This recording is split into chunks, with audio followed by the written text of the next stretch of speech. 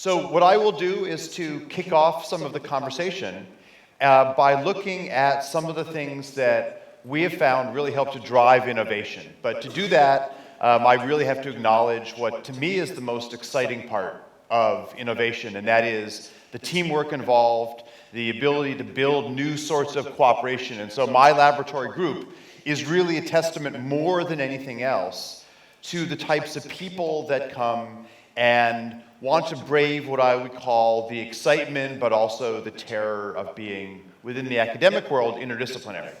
And so I'll highlight my lab group for a second, just to give an example of how a team like ours works, both inside the university and outside the university, and then get into a little more of kind of the story about the types of projects that we do, but also the ways in which we partner with startups in Silicon Valley, startups in Hyderabad, startups coming out of Tsinghua University, a whole variety of different partnerships that, at least for me personally, have generated quite a number of interesting companies, and I'll try to highlight a few of those technologies as we go.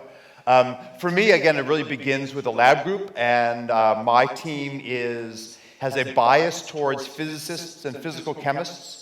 But the more I've learned, the more it reaches out to people from rhetoric, from English departments, from economists, a whole variety of areas. And as you can see, it's also a fairly international team. So we have people like myself. We have a woman in the bottom left who's a Navajo Native American. We have people in the upper left from Costa Rica, Nigeria, etc. The person next to me in the plaid shirt is from the developing country of Washington, D.C., and I sort of apologize for him, but I'll make a few comments on that as we go. And all of the things I'll highlight are both on the website of our laboratory. It's called RAEL, so it's the Renewable and Appropriate Energy Laboratory. You have to Google my name or Berkeley or something with it, because otherwise you'll get the Raelians, who claim to have cloned a human about a decade ago, and I haven't heard much from them since. And then on the Twitter, which is where we try to really post sort of one tweet or so a day about the type of work we're doing in the lab. My lab was founded in 1999, and so it's actually a very interesting timing. I arrived in California, promptly plunged itself into 24 months of energy crisis. So we had brownouts and blackouts in our power sector, and it gave someone like me, who was from out of state, a chance to comment on the energy system, but not be responsible for the disaster. And so I was able to sort of criticize everyone equally in setting up our lab. And as you heard in the opening, I've been working with the IPCC for quite a while, since the mid-90s. And so we got to share the Nobel Peace Prize. And as any of you who have read the books like Losing the Nobel Prize know, there's been a controversy. Even some past winners have called for dramatic changes in how the Nobel Prize is set up. The way it works now is you can only be a team of three. Beyond a team of three, there's not a way to divvy up the winners. And so when there's bigger and bigger team-based science and research, they can't be rewarded. And in this case, the IPCC was the work of roughly 500 of us now. Now it's more like 2,000, but it was about 500 at the time. And so I received this nice plaque, but no check, which of course the most painful part. And on university campuses around the world, one of the most important things about winning the Nobel Prize is not the check, it's actually a parking space. And while parking spaces may be passé as we move into the world of sustainability, Berkeley thought about what do they do for the 4 faculty from Berkeley who were part of the Nobel Peace Prize. Didn't know what to do, it wasn't clear. They don't get a check, do they get a parking space? Finally, in a very, very Berkeley way, we got this. We received a shared bike parking, but if you read the fine print, which is important here, it says it's not even exclusive for the Nobel Prize winners, which maybe is appropriate for a bike rack, but it really kind of gives you a feeling. And so when I walk past the parking spaces for chemists and physicists and economists who won the Nobel Prize, I do have a bit of jealousy, but it's very, very just. And our lab has gone on to do things like develop some new financing mechanisms for clean energy. A particular thing called PACE financing has a very interesting path in the United States. It's essentially lending money to building and property owners so that they can invest in energy efficiency and renewable energy. and making that available from their municipality. And so it's an interesting example. I won't get into it here in detail, but it's an example of putting together the pieces of a story to give you different ways to overcome the financing barrier that so many of the startups deal with. As of this point in time, my laboratory does a number of things. The one that's maybe most relevant here is that we build models of the entire power grids for large countries, Western North America, China, and also smaller countries, Morocco, Kenya, Malaysia, so that we can think through how to introduce energy storage, how to introduce new forms of distributed power into the system. And that's been a way that we've been able to really work with private sector, universities, government groups around the world in terms of what will it take to enable the massive clean energy transition that we need to put into effect. And so I'll review just a bit on the climate change story, but not to tell a full lecture on climate change. As an academic, of course, I'd expect a whole coursework to do that, but to highlight what I think are really some of the features that are driving innovation today. And as any of you who have followed this newest IPCC report on the 1.5 degrees, have seen a report getting unprecedented levels of attention because not only of how severe climate change is, but for the quiet embedded message that even though we're moving slow, we still have actually a chance to really fend off some of the worst of climate change damage. But every day we delay makes that a much more difficult goal. So for me, actually, it doesn't begin with the Paris Climate Conference. It begins a year earlier. Because 1 year before the Paris Conference, when it was still unclear if there would be a consensus of nations, the United States and China, the big two of pollution, if you will, after all, the US and China were about 40% of global pollution, 40% of energy use, got together and said, instead of waiting for 180 nations to come up with an overall agreement, we are simply going to move on and come up with our own agreement and come up with something we can work with and live with, and then go back to the rest of the leaders, notably Europeans, Koreans, Japanese, who had been real leaders in the process between the Copenhagen meeting, which didn't work out so well, and the Paris meeting, which came up with an absolutely phenomenal target. And that target, and this is, of course, that many of my colleagues have this as a tattoo on their arm. Instead of the red path, 4.5 degrees C or more of climate change, the Copenhagen Agreement, the Paris Agreement came up with this path to cut out everything from about 4.5 degrees to 3.5 degrees in terms of commitments that were very diverse. Some countries doubled down on renewable energy, like in Denmark. Other places said they would do forest protection, such as Indonesian and Malaysian the managers of Borneo. Others said they would mix efforts to make smarter cities, a whole variety of things. And in the excitement coming out of that, a second accord came out beyond those national commitments, and that was to dig into the gray, the part we have not yet invested the research or the development on, and that was a second accord called the Kigali Accords, largely around refrigerants, that cuts off another 0.5 degree. And so very quickly, the world situation went from looking horrifically bleak to one where we were on a path to maybe even half the problem. Now, of course, these are commitments, and this December in Poland, countries of the world would get together and have to come clean on how much progress they've made. And the real worry of the story is not the details of that line showing the increase in pollution, but if we want to make this 2050 goal work, and that is to decarbonize the planet by roughly 80%, we like to say 80% or more by 2050, that's a Herculean goal. That's essentially like a second industrial revolution in 3 decades. But as a physicist, the part of it I want you to focus on is actually the steepness of those lines. And if we're going to make this happen, those wonderfully smooth, which of course won't happen in reality, drop in pollution lines are the real worry. The height of the curve is critical, but if we look at the shallower ones, the blue ones, that's a 3% annual decarbonization for decades. The red one there, that's 5%. And the real worry is that We have scoured the data on rates of change economically around the world. We've looked at some of the most rapid decarbonization in Denmark, in France, in Portugal, California, China. And no country has ever achieved 3% sustained for more than about 10 years. And so every bit of delay means that we get into territory that we've not only never done on an annual decarbonization basis, but no one has extended it. And so when I see what's going on in the United States, I really look away from what we're doing to the broader community. And that paper had not only some core authors, but these are all people, including my governor from California, the presidents of Mexico and Ireland, myself. We signed on to this paper as really the guiding path for how much innovation we will need, how quickly we'll need to get it out of the lab and into the market. That's something we'll talk about in the next panel as well. But it really highlights, if we're going to make this happen, instead of that red, the US and China are critical. But of course, so is the EU, and of course, the fastest growing is the other.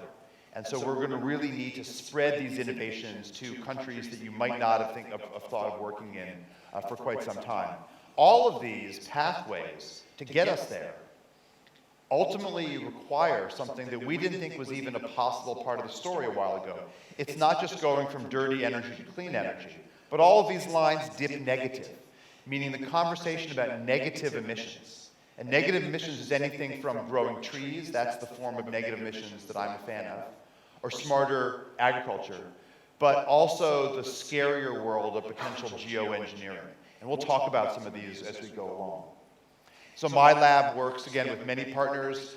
This is just a snapshot of our team in China, where we're working with the Chinese government, university groups, their startup communities on these technologies. And one of the most interesting features is that China has now committed to not only phasing out production of internal combustion vehicles, but also getting them off the road. And we're negotiating right now, is that 2035, 2040? But it's something that one would have not have thought of 10 years ago, because China is the world's #1 manufacturer of vehicles today.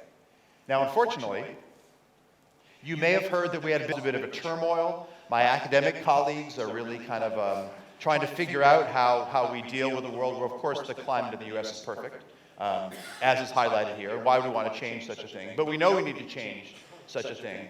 And in fact, under the Obama administration, I had the pleasure to serve as the science envoy for the State Department, working very closely with the President's team, and in particular with Secretary of State John Kerry, on working on a number of what we call the enabling environments for innovation and creativity around the world.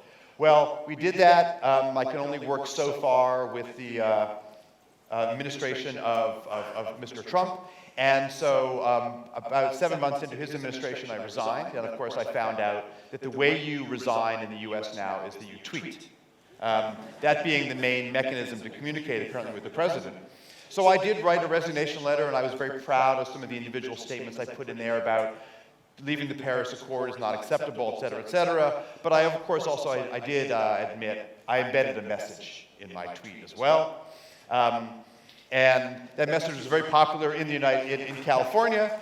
It was less popular in Washington, D.C. But I also learned something, and that is part of this process about getting innovations on the table is not just doing them, it's also getting the communication out well. So I listened to my then 15-year-old daughter, and she said, well, Dad, if you're going to do this, you need to tweet it. That was a given. But then you also need to tweet it at 6 in the morning California time, 9 in the morning East Coast time, and still during the workday here in Europe. And I said, I can do that. And then she said, you need to have your most famous friend retweet it. That caused me some thinking. So I thought, who do I know that I can have a little conversation with? And so I found my most famous friend, and I asked her to retweet it. And it turns out when J.K. Rowling retweets it, you get some attention. By the end of the day, my daughters were calling me from school saying you're out trending Taylor Swift and various things. And so it worked in terms of the message. But as we'll talk about in the next panel, one of the things about leaving government service is you feel like that as an academic, leaving is sort of easy. but you leave behind really good people who don't have that same flexibility. And so the rest of my comments, I really want to highlight what we've learned about actually getting something done on innovation. And we thankfully have some really good lessons. Not that I think they're going to make the rest of this climate story easier, but they give us a real chance to get there. And so in my own home state of California, this is the amount of electricity that we use per person. The red is the United States and the blue is California. Like, I didn't choose those colors randomly or anything. But after the OPEC oil crisis in the 70s, California established a statewide agency, the California Energy Commission, to think through innovations and to try to get them into practice. And so if we simply add up all of the different little individual policy maneuvers, smarter windows, better water heating, all manner of things that we both innovated, borrowed from other places, borrowed from Denmark, borrowed from Portugal, borrowed from China, and put into effect, electricity use in California stopped growing in the early 70s. And with all the electronics that we all have, that's a pretty amazing goal that we've now achieved for what is the world's 5th largest economy. And that's the thing that probably gives me more faith than anything else, that we can actually make this happen if the innovation community really gets what it needs. So in California, we passed a rule that says every home built after 2020 must generate as much energy as it needs. And the housing industry was incredulous this would get through. So now they have a year and a half until this has to happen. And so they come, 5 years ago, they came sort of arrogantly, and now they really are trying to listen to see what can we do. And I would predict actually that one of the variants of this is kind of interesting for this group, and that is to take quite literally that you have to be net zero energy, but not that it'll also be on your roof. So now we're seeing stores, we're seeing warehouses now leasing roof space so that homes that are not in a good place to have solar can actually have the solar physically off-site, as long as, of course, all the energy efficiency is on-site. And so we'll see, but these are the kind of things that we'll put into operation. California had a clean energy mandate. I'll define clean in a second because it's kind of unusual. Our goal was 20% clean energy by 2010. We missed that goal through a party. Not as good as the one last night, but we did throw a party. And our goal for 2020 is to be 1/3 powered by renewable energy. And we will probably be around 37 or 38% clean energy. And our goal for 2030 is 50% clean energy. However, California just passed a month ago a new rule, Senate Bill 100, calling for 100% clean energy by 2030 and upping our 2050 and upping our 2030 target to 60%. Now, one important footnote here for California, nuclear and large hydro do not count as clean.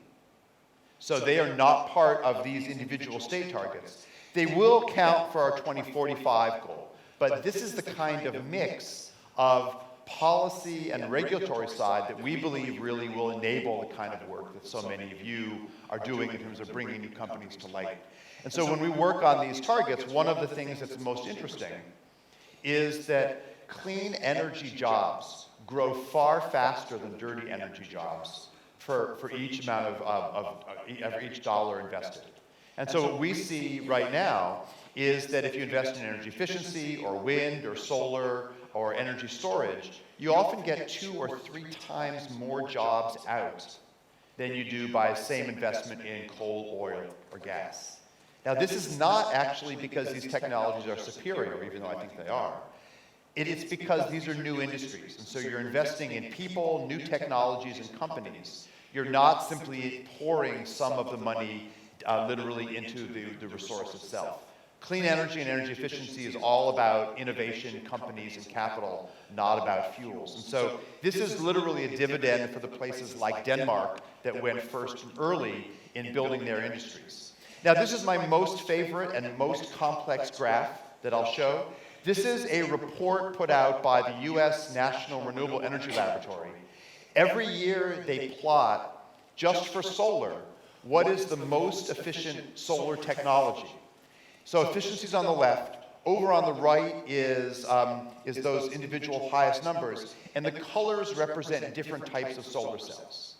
So this graph, you could spend a long time sort of studying it or falling asleep during it. But what it really highlights is the history, the evolution of traditional solar panels, that's the purple and blue, of some of the thin film, these much less materials intensive, but initially lower efficiency cells. And then the red down in the bottom, these are quantum dots, organic solar cells, technologies that are really brand new, perovskites. And you can see the slope of those lines are higher.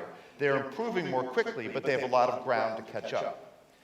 This story, though, is, of course, is one that I make my students dig through. You can look at the slope over time. You can look at how much dollars went in to make these changes. There's a huge amount of information there. But the most important lesson is actually just a very broad one. And that is that the solar industry, which in the 1970s was the most expensive of all renewables, and was really only one technology, because the first solar application was, of course, solar in space, where cost was not an issue. For space stations and a few remote locations, we needed very expensive, reliable solar power. But you look at this today, this is actually a story much more about diversity than it is about the peak efficiency of the most expensive cell on there. There's a whole range of different technologies that are all contributing. And so if one of these runs into a roadblock, be it technological or investment of money, we have others that are coming up. In fact, I battle with a good friend of mine who used to run the Solar Energy Research Center in Freiburg, who thought that the only technologies worth investing in were those crystalline ones, the ones at the top. Whereas my bet was much more on the green, because they're so much lower cost. Classic solar cell is an inch thick of glass, silicon, backing materials. It works well, but the thin film is literally a few atoms thick. And as a physicist, just a few atoms is all we need to make solar happen. So the potential cost declines are much, much larger. I won't go into the details here. To highlight something all of you have seen, a colleague of mine, Noah Kittner, if you could just raise your hand, is in the room, who's worked on some work we've done to catalog this change. And people who work in energy systems are well aware of the so-called learning or innovation curve, where the price of a technology falls as the amount of it that gets deployed in the market grows. And these learning curves are ubiquitous. I'm actually writing a book right now called The Learning Curve. This is the economic outcome, the learning curve for solar. Since the 1970s, when solar was $5 a watt, 50 cents or more per kilowatt hour, solar has now come down to something that all of you are now familiar with as one of the cheapest forms of energy. From the most expensive to the cheapest in 4 decades is an amazing transformation. Now, we obviously need much more than just solar, but it highlights how investing, having a market, having jurisdictions like in Japan and in Germany and California and now almost everywhere, except for Washington, D.C., that are supporting the evolution of solar, so much so that some of the new solar projects going in, like this one in Abu Dhabi, came in at under 3 US cents per kilowatt hour. And I heard many skeptics say, oh, this is just a one-shot deal, they got some strange leasing deal. Well, the latest project came in at 1.7 cents per kilowatt hour. Solar is now so inexpensive that it's now the solar plus energy storage combination, so-called baseload renewable energy, that literally no one thought was possible 40 years ago, that is now the future of solar. And so we've now seen Copenhagen, Berlin, several California cities are now all committing to be 100% powered by renewables and to have it locally on site. And I'll throw up this curve just to kind of titillate the audience. You can see a number of learning curves for solar and for wind technology, for the NOx controls, and I'll leave just for conversation that nuclear curve. And if these are learning curves, that one might have to be called the forgetting curve or something. But we'll hear from an expert on this in a bit. This is the data we have so far on energy storage. This is lithium-ion, nickel metal hydride, lead-acid batteries, a whole variety of technologies. And more so than any one curve, the feature I really want to highlight for conversation here is that I would say energy storage has the same good bones that solar has. There's a whole range of different technologies, all of which are part of that storage story. And more than anything else, having a diversity of companies, technologies available is really critical in terms of giving us the opportunity and the confidence that this is an area that can really grow and be part of the future. And so when I think about solar and now wind, coupled with storage being cheaper than fossil fuels, that's probably the most heartening thing in this otherwise, at least in the US, kind of depressing story about climate change. And it's really critical to think about what it takes to nurture and support that wide range of different companies in the market. In fact, the work with NOAA, we've now been looking at the degree to which energy storage is actually now progressing as quickly as solar ever has. And so one of the things that we're seeing, and one of the things that I use our models for, the models of power systems for, is to push utilities to start investing. And so in California, we convinced the utilities to accept a rule that they had to have storage available as a fraction of their total generation capacity. So this is a facility in Southern California. It's called a flow battery. It's actually a battery unlike our cell phone that has a few thousand cycles before you all notice the degradation. Flow batteries have millions of cycles. It's a liquid sulfuric acid battery or vanadium acid battery that allows you to get millions of cycles without change, and it's scalable. You want to grow your battery on your phone, you have to get that really ugly thing that clips on the back or something. Here, you add more tanks. And so it is a technology which fits in as we grow our industry. The other part of the story that I'll just highlight, for interest of time, is that, of course, while cleaning the energy economy is part of the story, the other one is that over 1 billion people don't have access to even basic forms of energy. And so my laboratory has a branch office in Kenya where we work on very traditional cooking technologies, we work on improved stoves, we work on distributed solar. And one of the most interesting features is that this same sort of burst of innovation in clean energy technologies that I just talked about for large-scale applications around the world is also transforming what's going on here. And so here we have small solar panels connected with the same kind of batteries and LED lights that all of our phones have. And this has now become the fastest form of new electricity access in much of not only sub-Saharan Africa, but also southern India. Now, you're not going to get your full household services out of these individual devices, but as more and more time goes by, these devices have gotten bigger and bigger, like little mini-grids themselves. And so now you get televisions, solar-powered refrigerators actually came out of ARPA-E. We'll talk about ARPA-E, the US agency, in a bit. All of these are really growing the scale of what was off-grid to look more and more like on-grid. So the last thing I'll conclude with is just to note that the story about China that I mentioned is really kind of one of the most interesting. So last year, Volvo announced that they would no longer produce internal combustion vehicles after 2021.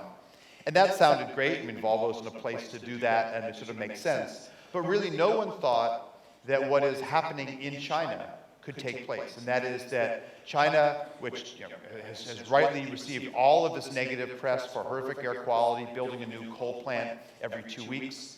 If you go to China now, and I assume many of you have been, the air quality has changed dramatically, not over decades, but over years.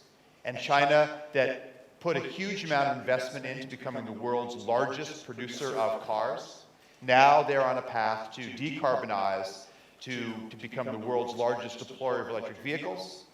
5 million EVs on the road is their goal for 2020. California's goal is 1 million. And to stop manufacturing internal combustion vehicles. So I'm going to end here with the one real admonition, and that is that you have to hold people to not only support the companies we need, but also the real challenge, and that is while China's getting more and more good press for cleaning its economy rapidly at home, China's also the largest investor in coal plants outside of China around the rest of the world. So greening at home and dirtying overseas is, in this equation, cheating. Now, you need to green the biggest parts of the economy, and China is the most heated part of the global economy.